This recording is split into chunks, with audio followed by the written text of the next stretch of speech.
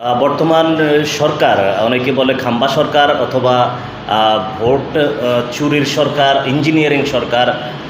বুঝলাম না, জুলাই গ্রাফিতিতে হাত দেওয়ার সাহস কিভাবে পেলেন আপনারা?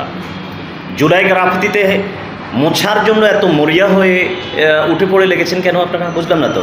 আপনারা তো আওয়ামী লীগের দায়িত্ব পালন করতেছেন, এটা তো মুছে ফেলার দায়িত্ব তো আওয়ামী লীগেরই ছিল। কারণ আওয়ামী লীগের বিরুদ্ধে এবং যেই অভ্যুত্থান হয়েছে, তারা যে অপকর্ম করেছে বিগত 17 বছর, সেটার জন্য মানুষ ফুঁসে উঠে ছাত্র জনতার অভ্যুত্থান ঘটিয়ে আজকে একটা নির্বাচন সুস্থ, অনেকে আশা করছিল নির্বাচন সুস্থ হবে, কিন্তু আপনারা সেই ডিপ স্টেটের মাধ্যমে, ইঞ্জিনিয়ারিংয়ের মাধ্যমে নির্বাচনটাকে সেটাও ম্লান করে দিয়েছেন।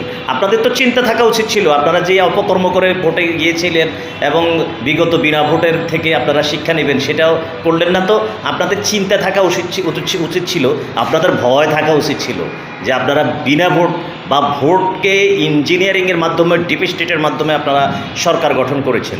তো আপনারা এই জুলাই না হলে আজকের এই সরকার আপনারা হতেন না। শিলং থেকে সালাউদ্দিন সাহেব এই দেশে এসে মন্ত্রী হতে পারতো না। আপনি তারেক রহমান লন্ডন থেকে এসে প্রধানমন্ত্রী হতে পারতেন না। সেই জুলাইতে আপনি কিভাবে হাত দিলেন? আপনারা গাদ্দারি করলেন। এই গাদ্দারির ফল কিন্তু ভালো হবে না। জুলাইতে হাত দেওয়া, জুলাই গ্রাফিতিতে হাত দেওয়া মানে আপনাদের হাত ধ্বংস হয়ে যাবে। এবং মনে রাখেন, আপনাদের শোচনীয় অভ্যুত্থানের জন্য আপনারা প্রস্তুত থাকেন। ইন্ডিয়া গিয়ে পালিয়েছে এই দেশের গাদ্দার 17 বছর ফ্যাসিস্ট আওয়ামী লীগ। আপনারা কোথায় পালাবেন? জায়গা খুঁজে নেন দ্রুত। ধন্যবাদ।